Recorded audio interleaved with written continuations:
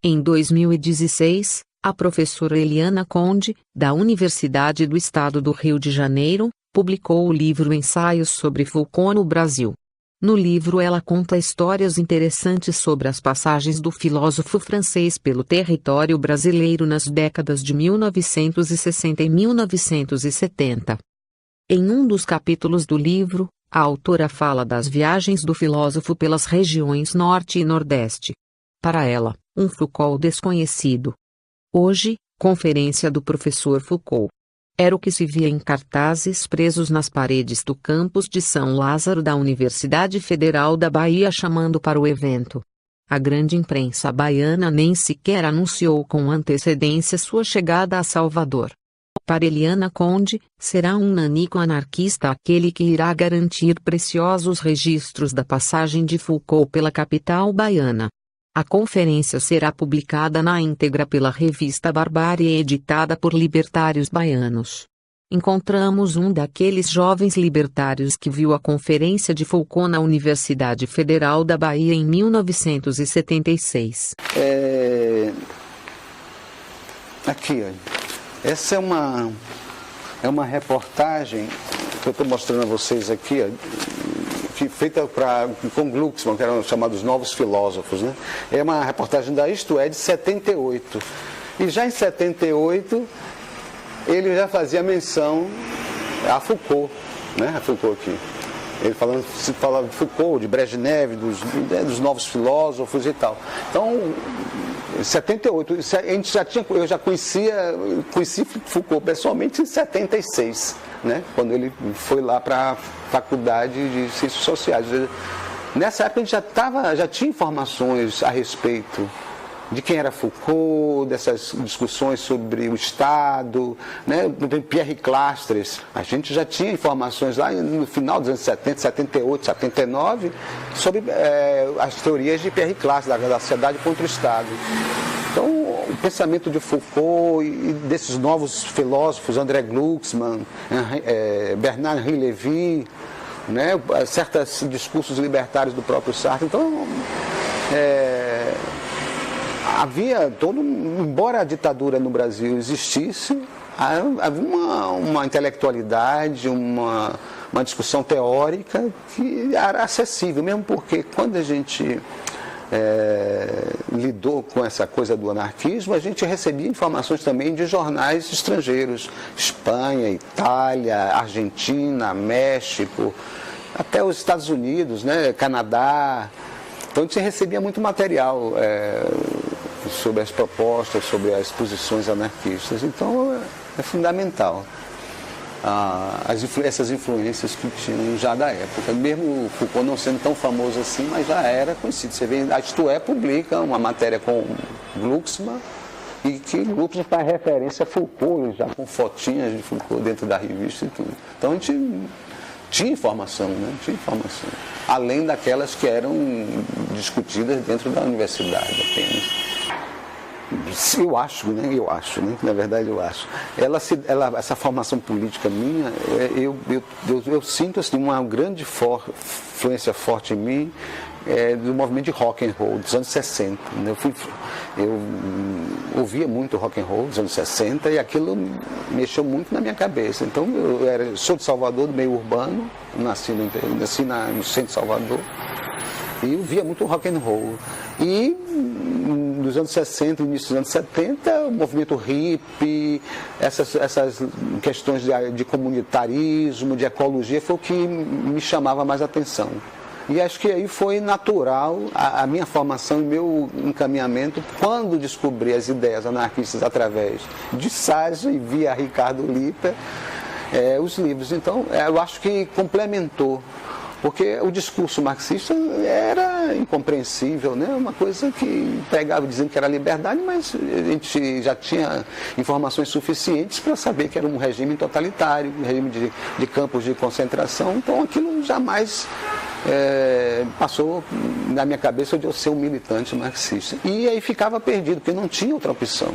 Aí quando prestes a entrar na universidade, antes de entrar na universidade, encontra o Ricardo, encontra o Saja com essa proposta.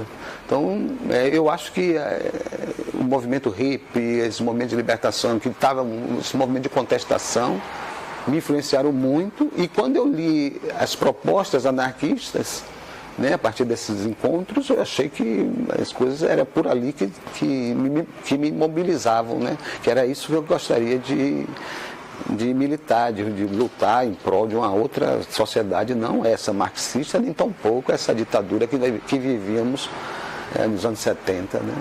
A gente marcou uma reunião em meados de 75, meio de 75, e fui lá para uma sede do grupo, que era ali no Relógio São Pedro, perto do Relógio São Pedro. E aí, isso em meados de 1975. A partir daí eu comecei a fazer parte desse grupo, que era um grupo ainda pequeno, era Ricardo e mais 4 pessoas.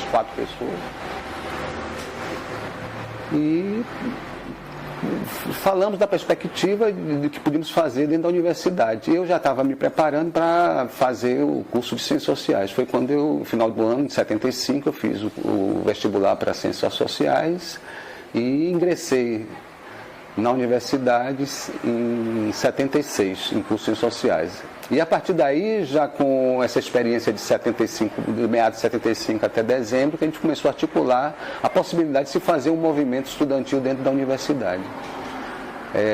Filosofia já estava bem mais, o pessoal de filosofia já estava bem mais articulado, com o Ricardo, e eu comecei a fazer articulação em ciências sociais, conversando com colegas e tal. E aí se iniciou o movimento libertário dentro da UFBA, a partir de 1976. O primeiro foi o Fantasma da Liberdade, foi o grupo de filosofia, depois, em seguida, os outros grupos, né? O meu de Ciências Sociais, que era o chamado Fim de Festa, tinha uma Ovelha Negra em Comunicação, né? Estranho no Ninho em Economia. Em 76 começaram a se formar esses grupos. E no final de 76, Filosofia consegue o diretório acadêmico, né? O movimento Fantasma da Liberdade consegue o diretório, tomar o diretório e começa a fazer as ações. A gente começa então a agir de forma mais concreta e contundente a partir de 77. Em 1977 já tem os grupos formados, um diretório acadêmico e começam a surgir várias ações que a gente desenvolveu nesse período. Documentos, palestras, ações das mais diversas dentro do movimento estudantil. Todos eram mimeografados. Tivemos esse foi o primeiro, né, o documento 1, Fantasma da Liberdade, e esse foi um dos textos, o diálogo político de Bakunin com Marx, e fizemos uma série de outros, né? Esses aqui temos os panfletos, esse aqui é um panfleto do grupo Fim de Festa, de Ciências Sociais, entre um grito a favor da criatividade, e também o Fim de Festa é baseado num livro de Buñuel, né? Aqui um dos grupos, a ação do grupo de economia, protestando contra o diretório acadêmico que proibiu a gente passar o filme lá de Malatesta. Um panfleto também, isso é da chapa, contra a chapa do DA de Economia. É aqui de 77, outubro de 77. O Fantasma da Liberdade não concorrerá às eleições dos diretórios acadêmicos. Já não quis reeleição, já saiu. Em 78 já tínhamos algumas informações de Foucault. Quer dizer, em 76 Foucault teve lá, né, na faculdade. Em 78 o Glucksmann dá uma entrevista na revista Isto É e cita também Foucault como um dos expoentes do pensamento daquele período, né? Então, a nossa ação basicamente era essa. Dentro dos movimentos estudantis, nós tínhamos uma ação política em filosofia, em ciências sociais, em comunicação e economia. E a partir daí nós criamos a Federação Livre dos Estudantes, uma FLE, para conter esses grupos. E final de 77, se eu não me engano, é que lança o primeiro jornal O Inimigo do Rei. Né? Acho que é final de 70 em outubro, né? De 77? Outubro de 77 a gente lança o jornal. Né?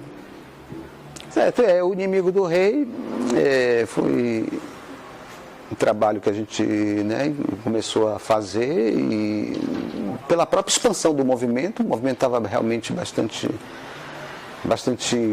grande, crescendo, com muitas aderências, inclusive de outras cidades do interior da Bahia, de outras universidades, a católica, a gente já tinha pessoas dentro da Universidade Católica.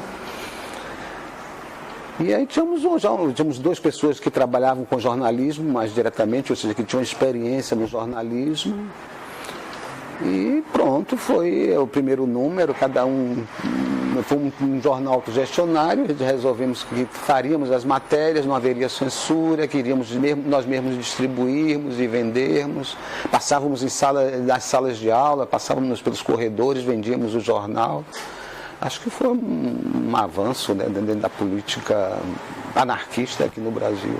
Né? A barbárie foi, depois do terceiro número do Inimigo do Rei, houve um cisma, um conflito entre as diferentes posições das ações libertárias dentro do movimento estudantil e fora do movimento estudantil. No meu entendimento, eu achava que precisávamos ter ações mais efetivas dentro do movimento estudantil, não ficar somente na crítica aos outros movimentos e sim ter ações concretas. Daí a proposta da Federação Livre Estudantil de ter ações concretas e participação. E também, além da ação no movimento estudantil, eu e mais outras pessoas achávamos que tínhamos que fazer trabalhos em bairros e outros lugares. E isso não estimulava uma parte do grupo do Inimigo do Rei, que preferia ficar no jornal, ficaria nas ações próprias do movimento estudantil, dentro da maneira como eles viviam. Em função disso, a gente teve desentendimentos e uma parte, quase que a metade do grupo, do núcleo duro do Inimigo do Rei, né, do que formava ali o grupo mesmo, se separou. Uns ficaram nos dois grupos ao mesmo tempo, sem nenhum problema também, ninguém discriminou ninguém, porque era do Inimigo do Rei. O próprio Antônio mesmo, né? O Antônio tanto colaborava com o Inimigo do Rei, quanto colaborou, deu entrevistas, inclusive, o primo dele, que era também presidente do Sindicato de Trabalhadores Rurais lá de Quixeramobim, no Ceará, tem entrevistas dele lá, falando sobre a questão do campo no Ceará. E foram essas ações que foi nos mobilizando a partir para ações mais dentro dos bairros populares de lá, sobretudo no bairro onde morava do grupo, que era o Antônio Fernandes, que era um trabalhador rural, um camponês, né? E que morava na periferia, lá em Valéria. Então nós, além de agir dentro da universidade, começamos a agir nos movimentos de bairro, né? Movimento de moradores de bairro.